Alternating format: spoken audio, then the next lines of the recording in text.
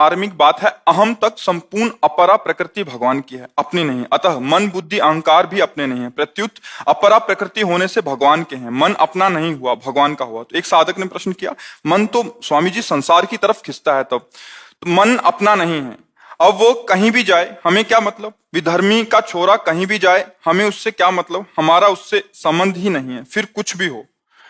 स्वामी जी महाराज जी इस क्या है कि स्वामी जी महाराज बहुत बड़े स्थिति प्रज्ञ महापुरुष हैं। स्वामी श्री राम सुखदास जी महाराज वो स्थित प्रज्ञ महापुरुष है। अब कह रहे मन कहीं भी जाए हमें क्या फर्क पड़ता है, क्योंकि उस स्वरूप से बोल रहे हैं, आप समझना। वो अंतःकरण के देहाभिमान से मुक्त महापुरुष की वाणी है ये। अब जो अंतःकरण का अभिमानी देहाभिमानी जीव है, उसका मन जहां जाता है उसी में तन्मय रहता है। वो मन जिस वस्तु व्यक्ति स्थान में पांच ज्ञान इंद्रियों के द्वारा जाता है, मना खष्टान इंद्रियाणी प्रकृति स्थान कर सती, तो वो उस स्थान के परिणाम का भोक्ता बनता है।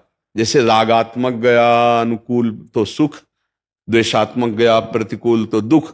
जो मन को सुख दुख भास रहा है वो देहाभिमानी उसे भोग रहा है, इसलिए बेचैन हो जाएगा। मेरा मन क्यों ऐसी जगह जा रहा है? मेरा मन अच्छी जगह जा रहा है, अच्छा कर्म किया तो अभिमान हो जाएगा, बुरी जगह गया तो क्लेश अशांति, थोड़ा पवित्र अंतःकरण का। मन का बंधन और मन का ही मोक्ष है, वो तो मुक्त महापुरुष बोल रहे हैं।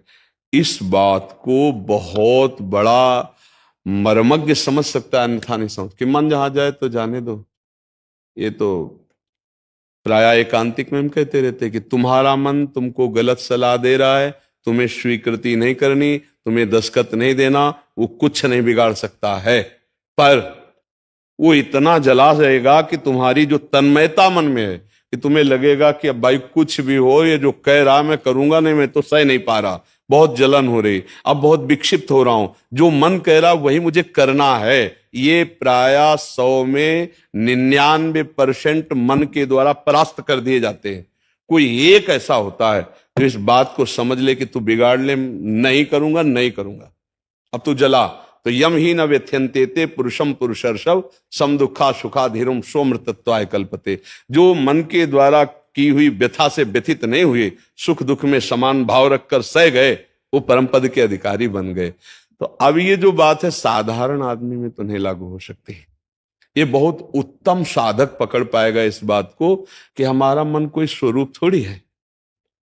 मन और 5 ज्ञानेंद्रियां ये प्रकृति की तरफ आकर्षित हो रही हूं, मैं परमात्मा का अंश हूं। अब जा तू क्या कर लेगा, मुझे नहीं चाहिए। अब इतना बड़ा दृष्टा भाव हो करके वो उससे बिलग हो तब तो ना, अभी तो तन्मयता भाव मन में ही है। वो मन में तन्मय होकर जो ज्ञानेंद्रियां कह रही उसी के अनुसार कर्म कर रहा है।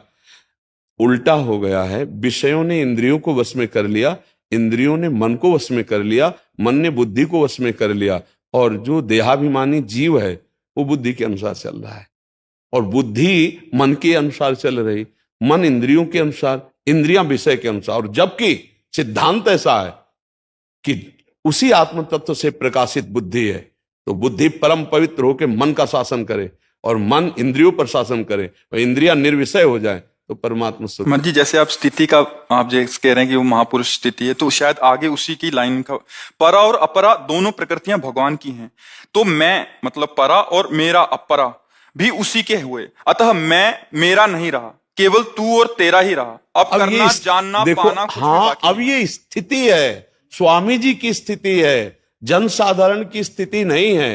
समझ रहे ना?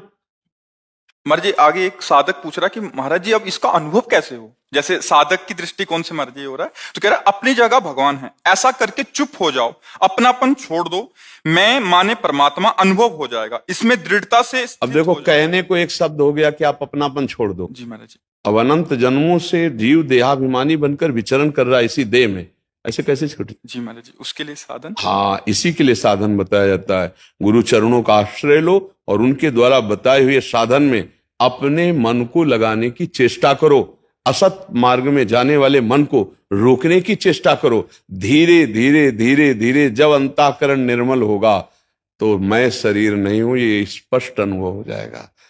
अब ये कि शरीर का जहां जैसे, तो अगर ना समझ पाया तो दूसरा भाव ले लेगा कि अब जो मन गलत जा रहा तो जाने दो, हमारा क्या, फिर जैसे आचरणों में जा रहा जाने दो, हमारा क्या, फिर वो ठीक नहीं। महापुरुषों के वचनों को समझ पाना ऊंची अंतःकरण की स्थिति में ही समझ पाया जा सकता है, अन्यथा धोखा हो जाएगा। हमर जी इसलिए आपसे कंफर्म कर रहे थे, ये तो एक शब्द में बोल दिया, बट स्थिति तक कैसे पहुंच नहीं तो वही स्वामी जी जब साधकों को बताने के बाद फिर एक बार बुलाया प्रातःकालीन वेला में और कहा कि तुम लोग समझ में आ गया कि बिना नाम जप के हमारी बात नहीं समझ पाओगे, इसलिए नाम जप करो।